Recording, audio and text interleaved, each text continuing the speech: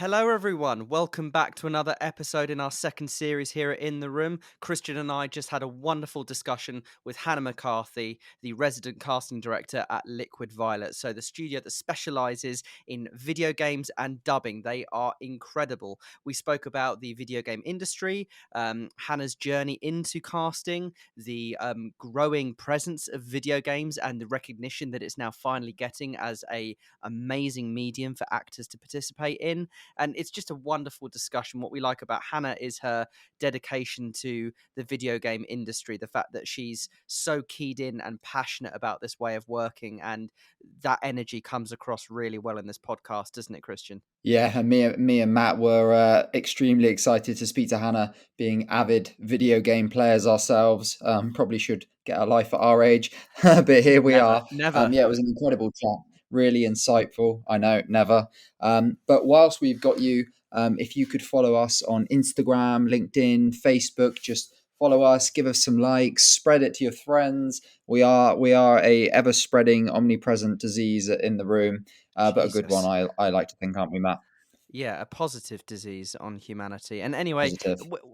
we keep talking about diseases in our intros. It's anyway. Uh, it's awful, but fantastic. We will stop chatting now, and we will leave you to the fantastic pre-recorded chat that we've got, speaking to Hannah McCarthy, the casting director at Liquid Violet.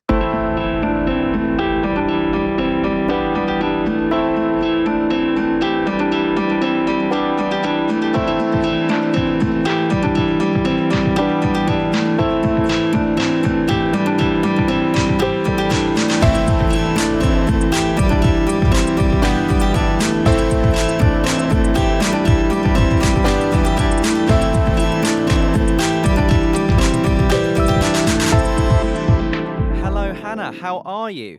I'm good, thank you. How are you doing? Yeah, not too bad. We're not too bad, are we, Christian? We're all right. We are all well, thank you. We are all well. And actually, Hannah, at the very start of this podcast, I wanted to thank you actually because I got a copy of Elden Ring yesterday in the post that you helped cast, and well, you did No cast. way. Yeah, I did, and I just wanted to thank you for casting all these wonderful characters that absolutely slapped me for multiple Oh, hours last night. So thank you for how the emotional abuse that your casting has led to. That's just wanted to. That's okay. That's okay. I must admit, I've seen a few people playing it now, and it's pretty intense. But the voices are, the actors in it are absolutely incredible, and hats off to them. They've done a terrific job. So very very proud to have been a part of it. Yeah, absolutely. And that's what matters. It's the actors, not the actual video gaming. That's a different podcast altogether. but Exactly. so Hannah, we like to start our podcast at the beginning of our guests' careers. We're really interested about their journey into the current role that they are inhabiting in this industry. Can you tell us what yours has been leading up to you becoming the casting director at Liquid Violet? Yeah, of course. So I graduated in 2014 from Aberystwyth University. I did media and communications there, and I was pretty lucky actually. From there, I managed to I think I probably emailed every single agent under the sun from from there and casting director asking if there were any assistant jobs, and I was very fortunate to land a job as an assistant voiceover agent at AdVoice, who are part of Independent Talent Group. Yeah. I already had a really keen interest in voice acting from, it was sort of a hobby that I did when I was as a teenager, just sort of for fun. So when that job came up, I thought, oh well, that sounds rather perfect and rather interesting for me. And I clicked really well with the agent, and I worked there for about 3 years and got to work with some really fantastic actors whilst I was there. I was very fortunate. And then from there, I started to specialize there in sort of the video game work and animations and audiobooks. And once I'd been there for 3 years, I was kind of quite interested in pursuing something that involved sort of casting a little bit more.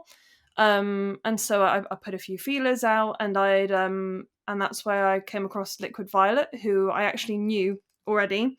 We'd worked with them on a few projects, and they said, "Well, funnily enough, we're currently looking for an associate producer, which will involve casting." And I thought, well, that's falling into place even better.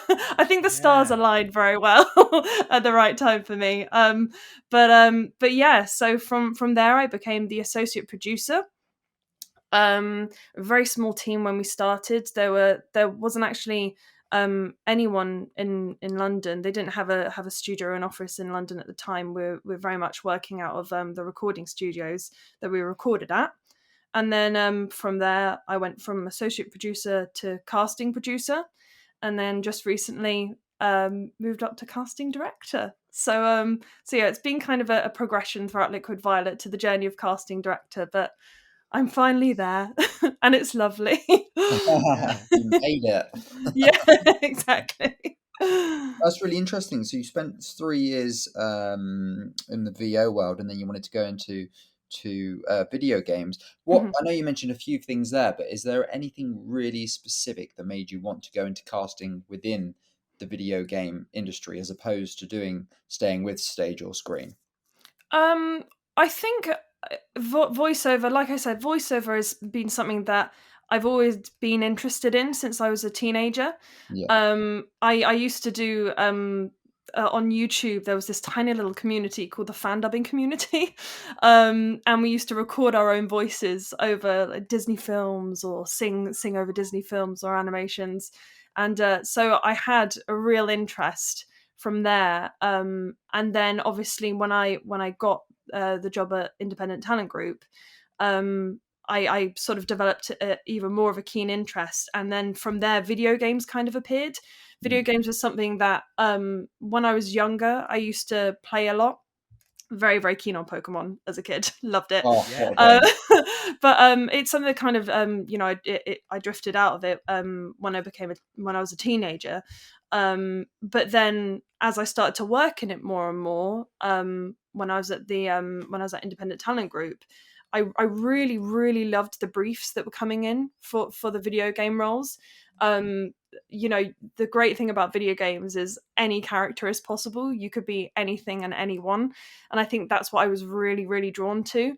Um, and so I think that just kind of led me towards the path of video games. I guess a certain amount of it was right place at the right time with Liquid Violet looking for someone, but yeah, I love it. And now I've got a Nintendo Switch, and I play Zelda Breath of the Wild, and I haven't quite cracked Elden Ring yet, but I'm gonna get I'm gonna get there. Don't do it, Hannah. Don't. You've made something truly evil there. There isn't it? Like all From Soft games are. That was, oh my word. But I can't wait to, after this podcast, I'm probably going to crack on with more emotional and physical punishment with Yes, with yeah. that game.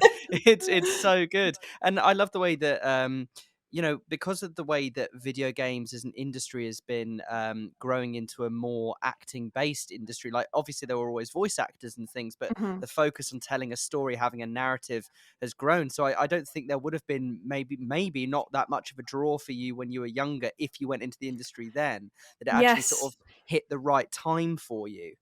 Yeah, yeah, absolutely. I think even, I've been at Liquid Violet, I think it'll be coming up to 5 years this year. And even since I've been there, the way that games have evolved has been incredible to see.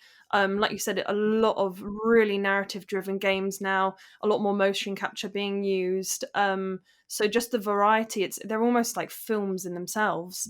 Some of the games that are being released, and I think that will continue to grow as the years go on. So I really think we're kind of at the beginning of something incredible that's going to happen with video games. So I'm super excited to be part of the industry.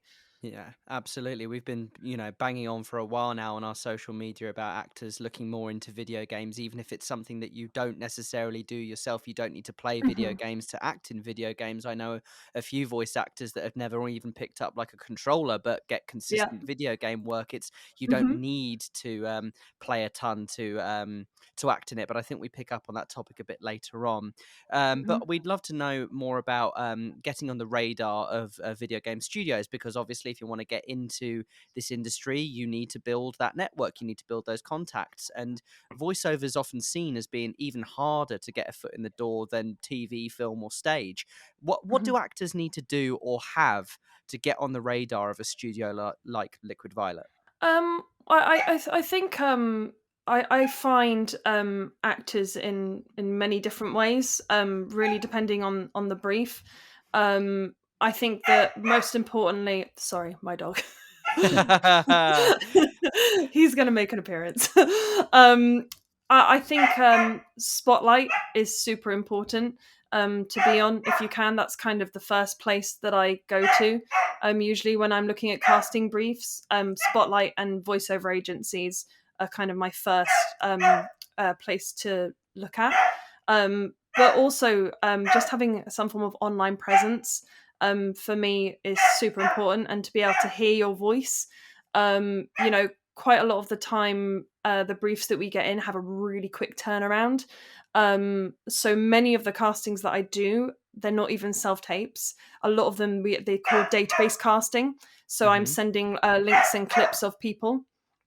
So if I need to be able to access that information online as quickly as possible. So if I go on Spotlight or a voiceover page, or a lot of actors have their own website. If you've not got representation, definitely have a website that showcases voice reels or show reels. Just some way that I can, demonstrate your voice and present that to the client is super important. Actors Coaching International are offering 20% discount on their acting classes for In the Room listeners. Go to actorscoachinginternational.com and put InRoom20 in the discount code, or email hello@actorsci.com. Yeah, Yeah, I absolutely. I have to mean, say, you go, oh, sorry, Christian. You go. I was going to say that Cosmo was going to have no issues getting on your radar with. I with know. that's Matt. literally all I was going to say, Christian. You were about to ask a genuinely pertinent, interesting question, and I just wanted to make a joke about Hannah's dog. So you do No, no, carry no, on. that's fine. It's quite literally barking at the door. I Very have to good. say, Yes, you're maintaining your composure there during all of that. That was that was impressive. impressive. Yeah. I try. I do have headphones on, so I'm probably blocking out ever so slightly. Ah. Yeah, I was going to ask, with the exception of motion performance capture, video game acting is solely reliant on an actor's voice. Mhm. Therefore, I suppose the importance of a good reel can't be overstated. What Yeah. does a reel that gets an actor auditions sound like to you? I think it varies. I've heard from multiple people all sorts of different things and kind of what they're listening for. For Hmm. me personally, I don't need to hear, you demonstrating a particular character. I don't need to hear a soldier necessarily. If I'm looking for a soldier, what I like to be able to hear is mainly the range of someone's voice. I really like to be able to see, how high you're able to go, how low you're able to go. Can you do any specialized voices? That's super great to have on there. If you can do some sort of special monster voices or a child's voice, absolutely put it on there. But mainly I'm just looking for the range of someone's voices. Accents also, a lot of people don't tend to, they have their accents listed on Spotlight or on their voiceover page, but they don't have samples of them. And it just adds that sort of tick of reassurance if I'm sending it to the client, to be able to say, well, I can tell you that they can do this accent and here's this accent. So definitely accent samples are really good. But as long as it's any form of acting performance, I'm more looking for the range of someone's voice more than anything else. Or if you can go older, all sorts of things like that. So more of a range rather than characters, I would say. Yeah, I was just thinking there. I've had a lot of casting directors say lately that we're sort of moving into the realm of it's less about the accent. They're just going to cast someone from, say, Manchester, as opposed to me that can do Yes. an okay Manchester accent. Is that a thing in the sort of video game casting world? Is it Yeah, more? definitely. I think authenticity is super important. Super important. But sometimes a casting brief, they would need someone to do multiple roles Right. on a game. So in that incidence, you might have someone voicing 5 characters in the game, all with different accents. So I do think it's still worth having down. But obviously, the number one priority is people tend to be leaning towards being as authentic as possible, which I agree with. So first and foremost, actually, on your voice reel, the first thing that should be on there is what your natural voice sounds like. Yeah. Yeah. Like you said, authenticity is super important. So make sure that's the first thing that's on there. Some people, they're like you said, they're from Manchester. The first thing on their voice reel or their show reel could be them doing a neutral accent, and it would be much better if it was your real self Yeah. first, and then demonstrate what you can do. But yeah. Yeah, absolutely. And actually, I think people underestimate how much variation they can find within their own accent, especially in the video Hmm. game world, because what you look like does not matter one bit. I mean, it may Hmm. affect how your voice sounds because people built in certain ways or whatever it may be can affect your voice, but on the whole, it doesn't matter. And that you can stretch your own voice and use, various tools of pace, pitch, volume, and all those different things to really make bold decisions with characters, and then have the accents added on.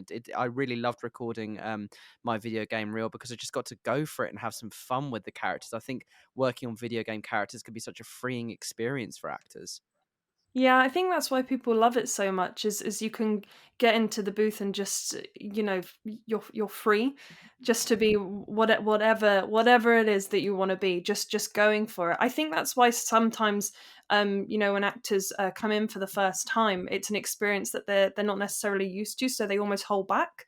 Hmm. And really, it's better to just go for it. Especially in auditions, because at the end of the day, the director's there working with you. If it's far better to go 110%, and then for the director to say, well, actually this is more of a quiet game, it's close to the mic, so let's sort of quieten it down. Far better to go for it and tone it down than to be too quiet and have to try and push you to bring it up. So yeah, it's such a freeing experience. Yeah, absolutely. And in my experience, games auditions can provide actors with a ton of information on the character and the world they Mhm. inhabit, which can be useful. But I mean, sometimes it can be too much. There's so much going on.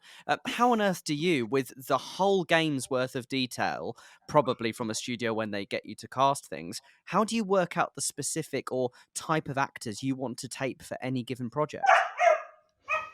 Well, I'm usually quite fortunate in that we usually have discussions with the client prior to doing the auditions, um, and we manage to narrow sort of, obviously they've got a whole world's worth of games, like you're saying, so we try and narrow it down to condense the information as much as possible, to send to the actor, so that they're really not getting entire floods of information. Um, so I'll try and sort of get the main things, the accent and the age, vocal register, any sort of I think sort of descriptive words, just one single descriptive words, a few bullet points of those is really good, because like you said, if you get too much, it's really difficult to know where to steer it.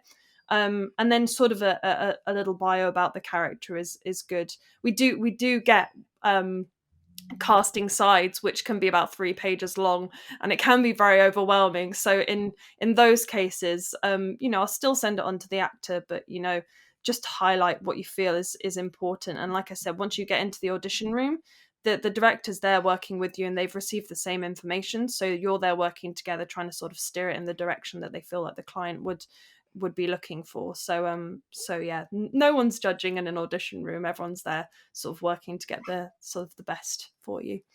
Yeah, it's very much a Hmm. collaboration. Um, what I'd be really interested to ask, what kind of numbers we're talking about if we ask you about the average number of tapes you receive for any given role in a AAA video game, and then on that, how do you go about narrowing down submissions to the actors you think would be right for the role? because we know of another major video game recording studio that have a very specific matrix for marking every single tape they receive. Yeah, I think we do it slightly differently in our approach. We do sort of reach out when we do self tapes. We can often ask a lot more people for it. Our process is, especially if I'm doing live auditions, is, we start off by throwing all names into the hat. I might reach out to agents, ask them for their suggestions, and sort of everything goes onto one page. From there, I'll try and condense it down. Having spoken to the client a lot, I've got a sort of steer in which direction they're looking to go in, and so I'll probably condense it down. I mean, often it could be condensed down to about 10 people, and that's the point where it then goes into a studio audition. So it does get narrowed down a lot. If it's self tapes, then we'll reach out to a much wider net. I think the most I've probably filtered through before is probably about 50.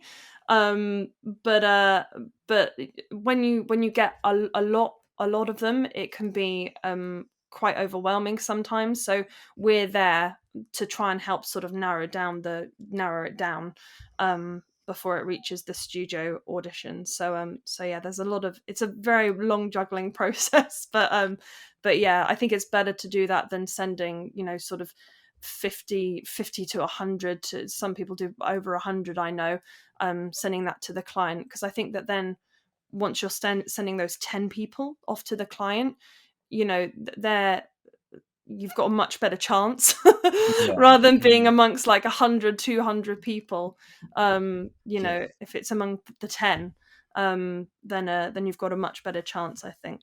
That's really nice. That's actually lower numbers than I expected on that, which is really Yeah, good to know that. Because sometimes you hear about TV and TV role castings where they just get in hundreds of tapes for any given role, and I mean, who has time to sift through that? And it I just, think, yeah, I it can think be a that's bit the thing is disheartening. that, yeah, I think that's the thing is, if people are sifting through hundreds and hundreds of tapes, you're sitting there and you're listening to the first 10 seconds of it, and then it's getting clicked away straight away.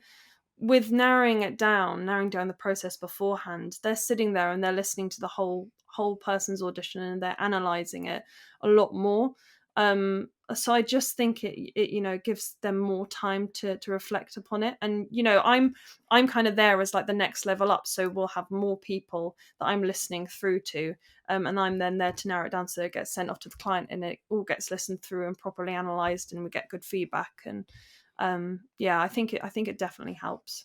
That's great, and it means that every tape that you forward on, which has a casting director's reputation, is on the line when you suggest people to clients. Yes. You are 100%. Have belief in what you've sent off. I'd love to talk a bit about sort of related to studio auditions, I guess, Mhm. because scripts from video games, they're hugely varied. You could be recording one-liners for a minor NPC to which is a nerd talk for non-playable character. For anyone who doesn't understand what that means. Christian, you know what that means, don't you? Considering you Course. you used to play Halo competitively, didn't you, Christian? You, Thanks for sharing that. you see, I've been waiting since we founded this podcast to get that in. So thank you, Hannah, for finally giving me the opportunity to bring out the fact he used to play competitive Halo. Anyway, we are sidetracked. It can be, you can do one-liners for an NPC anywhere to huge drama scenes in a story-led game, as you mentioned before, and where to pitch your performance can be really hard to work out, especially for actors just starting out in the video game industry. What tips can you give to actors to improve their performance, regardless of the nature of the project? Well, I think particularly if the game already exists, sort of do a little bit of research beforehand. There's so many clips on YouTube now available of everyone under the sun playing these games. So if the game exists, and you know what the game is that you're auditioning for, you don't always know. Definitely go and sort of get a feel for what the game is like, and what the voices in the game is like. I mean, it's difficult to. it's difficult to know, but I would just say be confident in what you feel like. When you're reading through the character, have a really good idea in your mind of, okay, I feel like this is the direction of the character that I feel like it should be going in. And like I said, when you get into the booth, if that's completely off the mark, the director's there to help you. They've got their own notes. They've analyzed the casting sides just as you have as well, but they've also spoken to the client. So you're working together to create the piece. But I would definitely, the biggest tip I could say is don't be don't be nervous is easier said than done. But like I just go for it. Be confident in the decisions you make with the character. There's no right or wrong answer. There are people who have come in to auditions and the character has been one thing, and they've come in, delivered a character, and the director has gone, well, actually, I think that's absolutely great. Let's use that as an alternative take. They've sent it off to the client. The client loves it, and they change the character and they cast that person, and that can completely reshape the character. Especially, well, if the character's, if the game doesn't exist yet, if it's in development, people can really influence, the character's heart and the character's personality. So make those choices. Be confident when you come in. Have fun. The director is there with you to create something magical. I think that's the biggest advice I would give to people. Don't be nervous.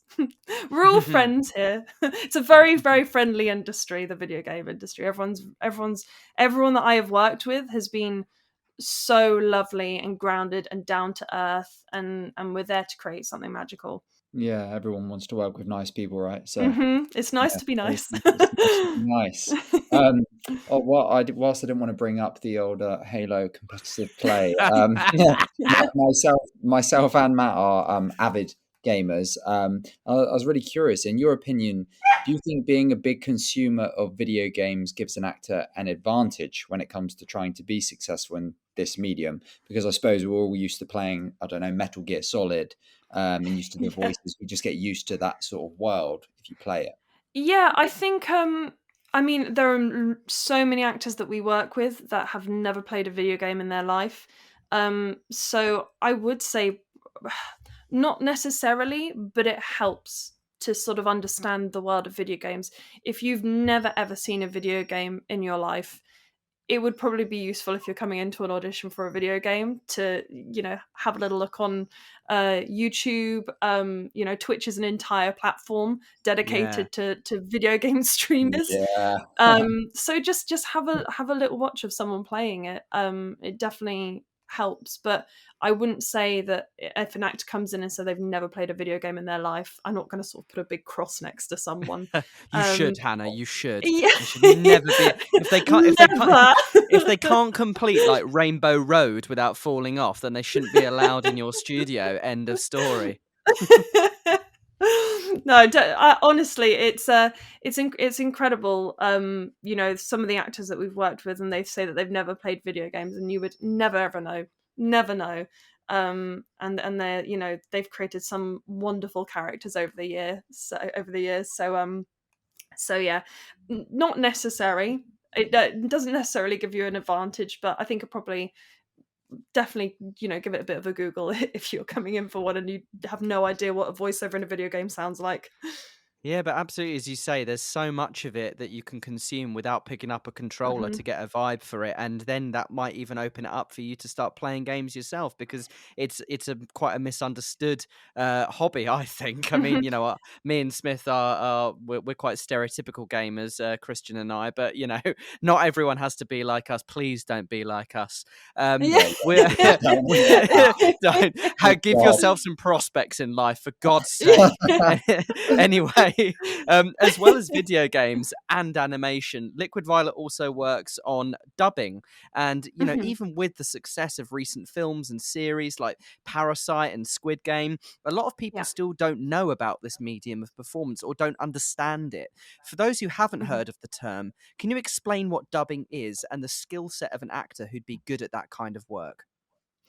Yeah, so dubbing is essentially a voiceover over an original TV show or film, and it's often used to translate into another language. So someone is acting over the original piece, and they're trying to lip sync to the original piece. Um, in terms of skill set, I think we use a program called Voice Queue when people come into sessions, and in simple terms, it basically looks like a karaoke machine. So Love it. you've got a scene in front of you. You're playing the show in front of you, and you'll have a scene in front of you, and then you'll have the dialogue coming along the bottom. And when you're meant to read it, it highlights. So it's a real skill to have to, you're reading the words and what time you should be reading them, but you're also flicking back and forth from the actual show itself, and you're trying to get you're trying to, as precisely as possible, lip sync to the original actors. People who do it very, very well, we call lip sync assassins. They're Nice. sort of they're honestly, that it's an incredible skill to have. But I think that's probably the biggest skill set, and compared to games, the vocal delivery is a lot more natural. So whilst with a video game he might be going 110%, in a, in a show, you almost want it to feel like you're there in the scene with them. And so it's a much more naturalistic performance. So yeah, it's trying to get into the character that's being delivered on screen, so it's almost like embodying someone who's already playing the role, which is really, really great to watch as well. When we started doing that in 2019. The first project we did was really incredible, because it was something that I'd never experienced before. But it's so wonderful to see something come to life like that in English. So yeah. Fantastic. I was just thinking about the lip sync assassins. That made me laugh. It's a huge skill. It's a huge skill. I definitely couldn't do it, Could but we yeah, put that on our you're spotlights, Hannah? If we put lip sync lip assassins sync on Lip sync assassin. spotlights, assassin. would that be an industry known term, or is that just a Liquid Violet term? I'll know to search that as a keyword in Spotlight then, when I'm looking for It'll when just I'm be our casting the next. faces pop up, be like, Yeah. "Hi." Lip sync assassins here. Oh god, that's going to be my new Twitch profile. Gaming's obviously one of the fastest growing industries in the world, with things like MLG blowing up, Major League Gaming, for anyone that Oh, doesn't we know. are really nerding out tonight, ladies and Technical gents. terms here. And with new games only getting larger in scope, with more characters and virtual reality, no doubt the future of the market. How do you see actors' roles in the video game industry changing over the coming years? I think they'll probably start to be, like I said, there's a lot more these big cinematic, almost film-like games that are now starting to come out, which are using motion capture. I think there's going to be sort of a big growth in motion capture in these cinematic films, these cinematic games that are coming out. I think that they're probably going to, only become more and more prominent. And I think a lot of other industries are starting to sort of prick their ears up as well and say, "Oh, this is impressive. This is like I can play myself in a film. I can be a character in an actual film. This is amazing." That's what it feels like, I think, when you're playing it. So I think there's probably going to be a lot more motion capture. But I do think that it will you'll continue. You'll always continue the traditional nostalgic games. I'm a big Pokemon player. You'll always have your Pokemon. Zelda is a huge franchise. Super Mario. You'll always get games like that which feel very nostalgic, and so I think you'll continue to get the same types of voiceovers that you are now, but I think there will be a lot more sort of motion capture games that start sort of coming onto the scene. And I also think that the diversity of characters in the games are also massively increasing as well, which is really lovely to see. Characters from all over the world. We cast all over the world now. It's not just the UK that I'm casting characters for. I've cast for characters. We've done Philippines, Australia, all sorts of actors from all over the world. So I think it will become very international, which I think is lovely. It brings together everyone from all over the world. Yeah, and absolutely. I mean, you can learn a lot about cultures if it's accurately represented in a video game. I know I think it was Assassin's Creed Odyssey, I think, had an actual like history mode where you could travel through the world and learn about ancient Egypt and learn history, which is like, Really? video games can be so great and educational in that regard. And as you say, with legitimate representation, that'll only get better. But it is time now, Hannah, to move on to the rapid fire section, which we Oh, are going to boy. smash out the park. This is Oh, better than boy.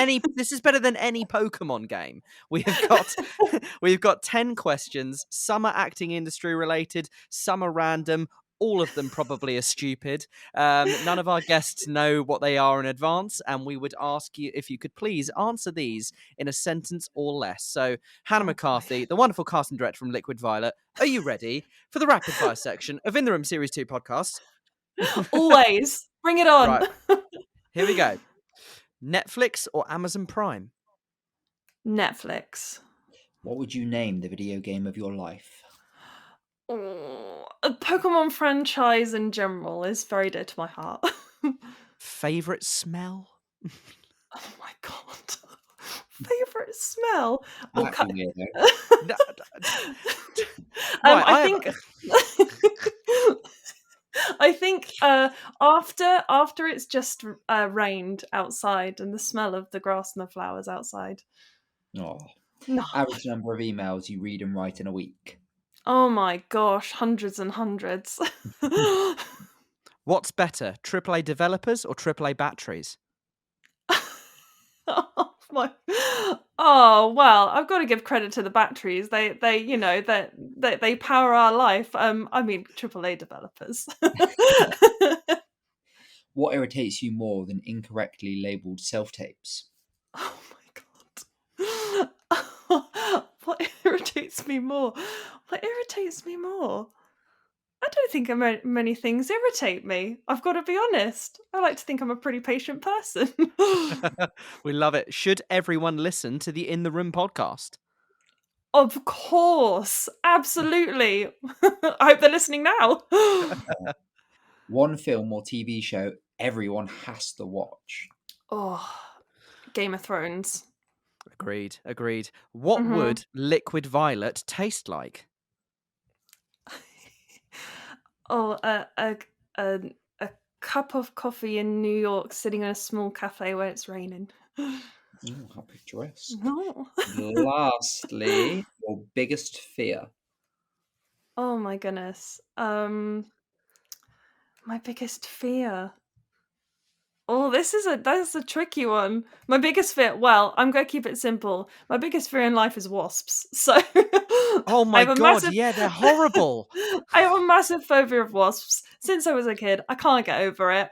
I'm one of the people who shakes and screams and runs away, and they still seem to follow me and think I'm their queen. So, wasps. Queen of the wasps. Well, thank you wasps. so much for coming to talk to us today, Hannah McCarthy, Queen of the Wasps. It's been an absolute pleasure to talk to you this evening. For Christian and I, that we are so invested in video games as consumers, and we want to do more of it as actors. So having you to come on the podcast today was such a joy. I think we've learned a ton, and your enthusiasm for the industry and your role in it is just, I'm sure it's evident to everyone that's listened to this podcast. So thank you so much for spending time with us this evening, and we will let you go and give Cosmo a much needed cuddle, I'm sure. Thank you so much for having me. Honestly, thank you, Hannah. So lovely. Thank you.